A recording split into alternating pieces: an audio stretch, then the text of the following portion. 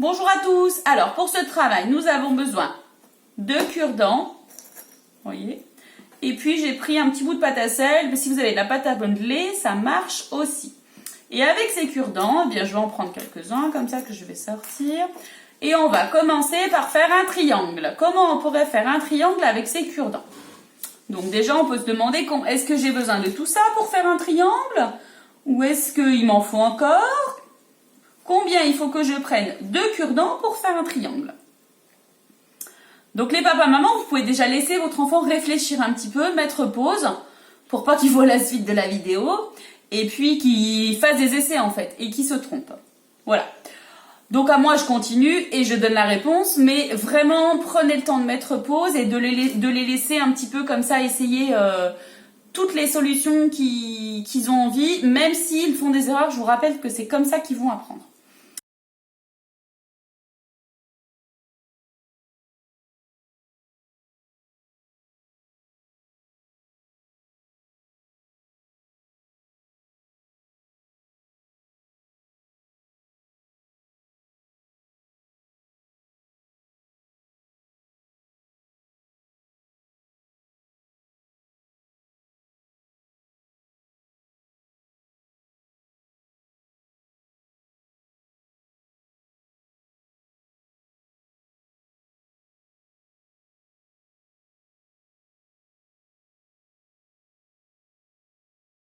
Alors, pour faire un triangle, en fait, souvenez-vous, on a besoin de 3 cure-dents. Bah oui, parce que le triangle, il y a 2 jambes écartées et un dernier au milieu pour fermer le triangle. Alors là, il n'est pas fermé, donc il faut que je referme comme ça. Et alors, ce qui va se passer, comme ça n'arrête pas de bouger, eh bien, on va utiliser notre pâte à sel, comme ça, et puis on va la mettre sur les côtés, comme ça. Comme ça, notre triangle, il ne bougera plus. Et puis, on peut voir aussi qu'on a besoin de 3 petites boules de pâte à sel pour faire un triangle. Donc, je vous rappelle que la pâte à modeler, ça marche aussi. Hein. Voilà. Et un dernier ici pour accrocher nos cure-dents du triangle. Voilà.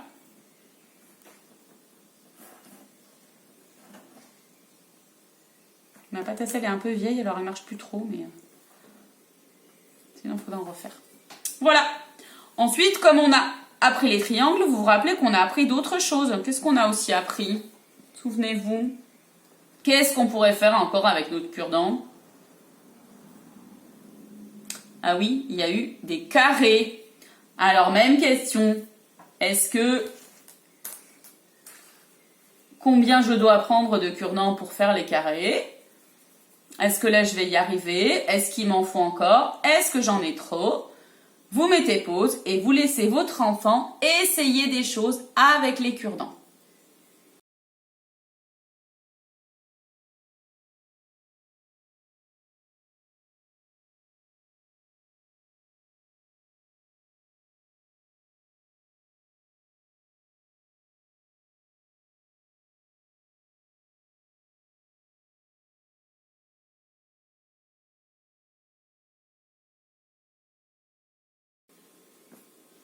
Bon, alors, je montre, une fois que vous avez cherché.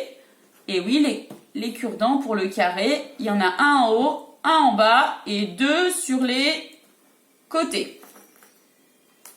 Comme ça. Voilà un carré. Et la même chose avec la pâte à sel ou la pâte à modeler.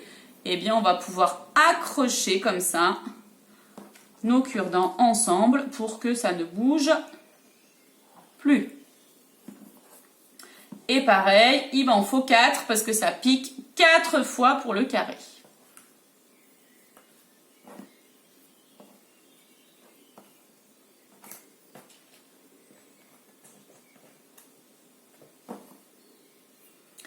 Et on a vu encore autre chose, souvenez-vous.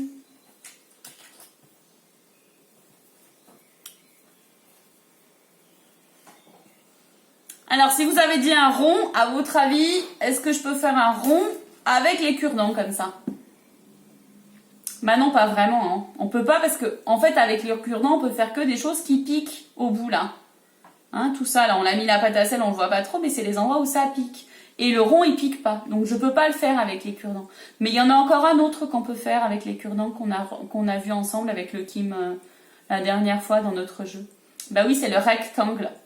Alors, à vous de mettre pause, de réfléchir un petit peu pour le rectangle et de trouver une solution pour faire un rectangle avec les cure-dents.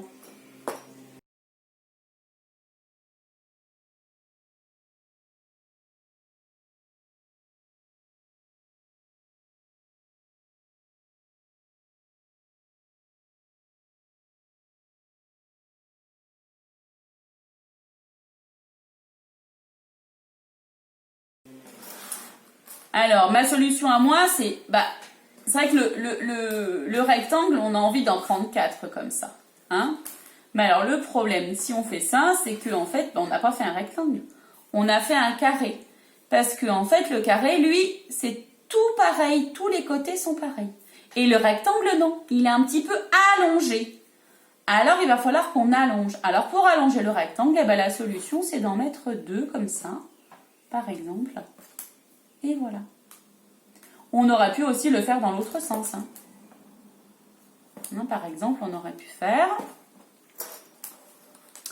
comme ça et d'en mettre 2 couchés. C'est la même chose. Au lieu d'en mettre 2, on peut choisir d'en mettre 3 si on a vraiment envie de s'amuser. Hein? Voilà.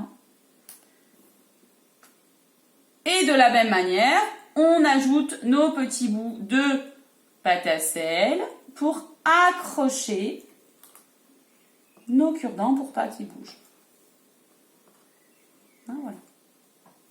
Alors on peut très bien s'amuser aussi à faire des choses comme ça, qui n'ont pas forcément de nom, mais qui sont des figures qui existent quand même du moment qu'elles sont fermées. Celles-là, elles n'ont pas vraiment de nom, mais regardez, on peut s'amuser à faire des choses.